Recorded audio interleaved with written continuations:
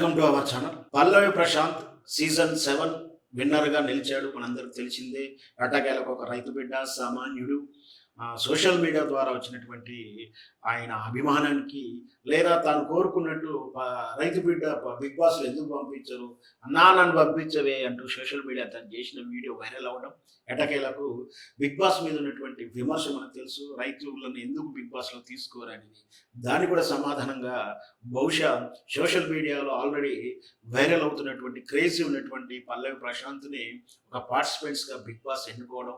వెరసి big boss 7కు ఒక special attraction రావడం. డే 1 నుంచి, డే 1 కాదు, డే మినిట్ నుంచి కూడా చెప్పొచ్చు. డే మినిట్ నుంచి ఎప్పుడైతే బిగ్ బాస్ 7 స్టార్ట్ అయిందో పల్లవి ప్రశాంత్ చుట్టూ ఒక ఫ్యాన్ మానియా అనేది చేరింది.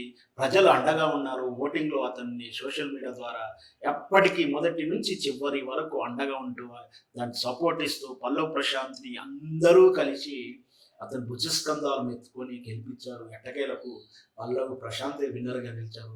అయితే ఇప్పుడు జరుగుతున్న చర్చ పల్లవి ప్రశాంత్ ఎన్ని కోట్ల ఆదాయం వచ్చిందో అనేది ఇప్పుడు సర్వత్రా వింటున్నటువంటి ఒక చర్చ. కానీ వాస్తవానికి కోట్ల రూపాయలు బహుశా రాకపోయి ఉండొచ్చు. ఎంత వచ్చిందో ఒక స్పష్టంగా మనం ఒకసారి విశ్లేషణ చేద్దాం.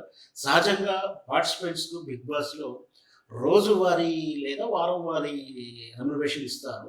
అంటే మొదటి నుంచి కూడా వారానికి ఇంత అని పేమెంట్ ఇస్తారు. జనరల్‌గా ఏంటంటే రోజుకి ఇంకా వారానికి ఒక ఎలిమినేషన్ ఉంటుంది కాబట్టి వారానికి ఇంత అని చెప్పేసి రెమ్యునరేషన్ ఉంటుంది.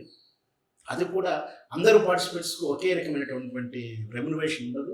వివిధ కేటగిరీలో వస్తుంటారు. వాళ్ళకి సెలబ్రిటీ స్థాయిని బట్టి, వాళ్ళకున్న డిమాండ్‌ని బట్టి, వాళ్ళు సంపాదించేటువంటి వాల్యుబుల్ అమౌంట్ ఎంత, వాళ్ళ ఎవరైనా సరే వాళ్ళు ఎంత ఇస్తున్నా వీళ్ళు ఎంత కోల్పోతుందో కూడా చూసుకుంటారు.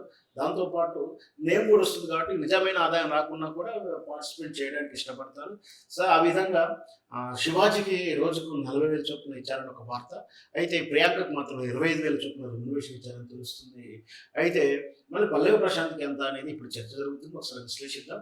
అతనికి వారానికి 1,05,000 అంటే రోజుకు 15,000 చొప్పున వారానికి సుమారు 1,05,000 రెమ్యునరేషన్‌గా ఆయన తీసుకున్నాడని. అయితే వారానికి డే 1 నుంచి మొదటి వారం నుంచి 15 వారాలు ఉన్నారు కాబట్టి ఇదంతా వారానికి 1,05,000 చొప్పున 15 వారాలకు మొత్తం 15,75,000 అవుతుంది. అంటే యాజ్ ఎ రెమ్యునరేషన్‌గా సుమారు 16,00,000 రూపాయలు పల్లవి ప్రశాంత్ రెమ్యునరేషన్ తీసుకున్నాడు. అయితే సెకండ్ ప్రైజ్ మనీ మనకు తెలుసు. సీజన్ ప్రైజ్ మనీ 50,00,000 రూపాయలని.